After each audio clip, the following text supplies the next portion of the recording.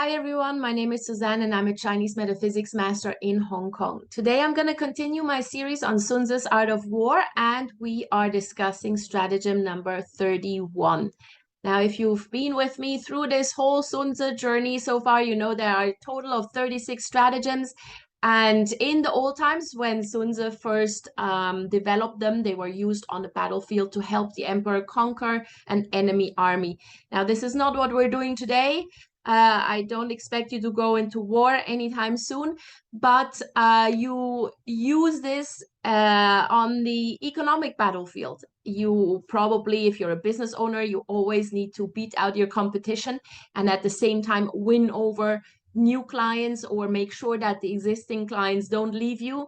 So this is very, very useful, and we are still using Sun Tzu's strategies to do that. And if you're not a business owner, if you are in a corporate environment, if you're employed and you're climbing the corporate ladder, then obviously you are also surrounded by people who are always vying for the same clients, the same sort of projects, the same positions that you're vying for. So you need to know about these strategies as well. Now, as mentioned, there are altogether 36 stratagems.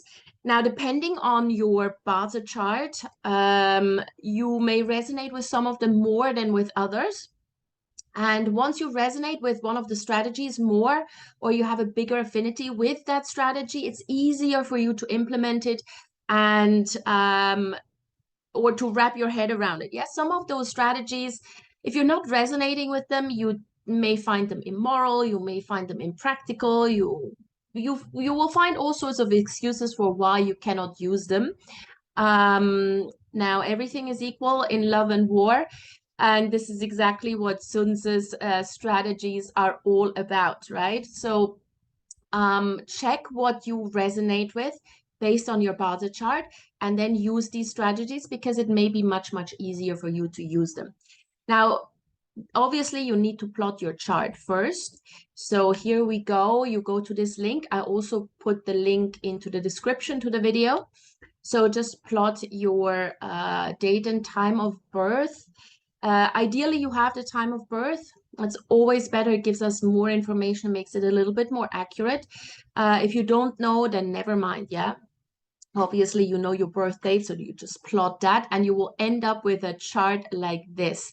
Now, what we are focusing on in this particular chart is just this bottom part here. Yeah, the branches. This is what we call the earthly branches. And as you can see here, this person is born in the year of the tiger, in the rooster month, on a pig day, and in the horse hour. So this person has 4 different animal signs in his or her chart. Now, for you, this may be completely different. Yeah, 4 completely different animal signs. Maybe you have some animal signs that repeat. That's also perfectly fine. So just take note of what animal signs you have there, because these actually determine which one of the strategies you resonate with most. Now, today we are looking into strategy number 31, the strategy of beautiful women. And so basically this is the honey trap strategy, right? Or the beauty trap strategy, whichever you want to call it. And this one is working best for all those who have the rat and the rabbit in the chart, or 2 roosters, or 2 horses. So in this particular case, you actually need those the 2 combinations. So you must have the rat and the rabbit. Or alternatively, you must have 2 roosters, not just one. Or alternatively, you must have 2 horses, not just one. If you have, let's say, a rabbit and a horse, then this does not qualify. Yeah, so you need actually those pairs. For this particular strategy, it's a little bit special in that sense. Now, this beauty trap strategy doesn't necessarily have to involve women. Yeah, this will also works for men. It can be anything beautiful or anything that's enticing. Yeah, that's why this particular strategy uses peach blossom stars. Yeah, so all of these animal signs are what we call peach blossom animal signs or peach blossom stars.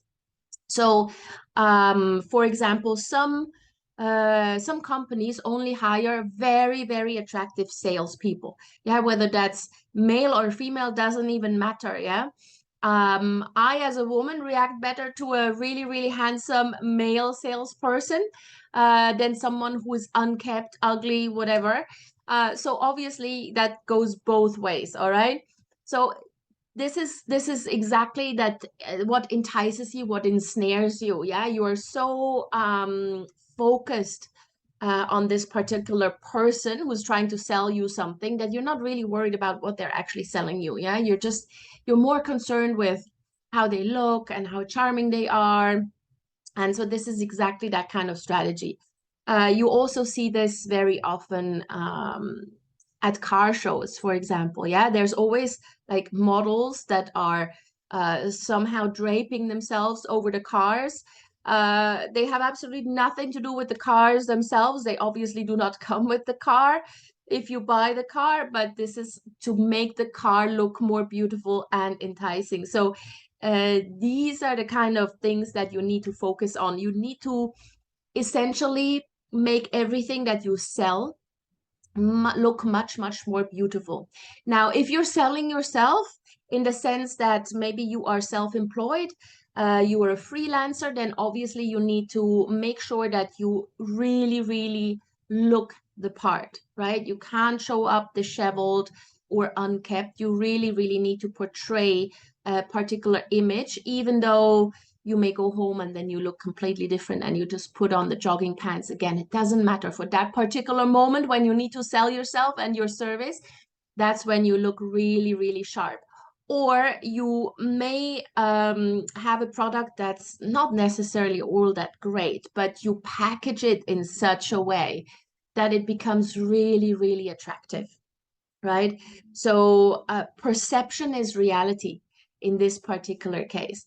So this is how you use this strategy, the beauty trap. It doesn't only have to be a beautiful salesperson. You can also just make the packaging so beautiful or the surroundings so beautiful. Maybe you run a restaurant and the restaurant itself, the food is not so great, but everything around it, the service is fantastic. The way the table is laid out is fantastic. You have great sales staff, service personnel. They're all really beautiful. Yeah. And then suddenly people don't worry that much anymore about the food itself because it's the experience. So this is what the beauty trap is all about. All right. So this is how this particular strategy works. I hope this works for you. If you have any of these particular animal signs in your chart, if you have any questions, any comments, please let me know in the comment section below. Or if you want to have a personal reading or contact me directly, then the email address is in the description to this video. Please like the video, share it with anybody who may be interested, and please subscribe to my channel. That would be fantastic. See you soon.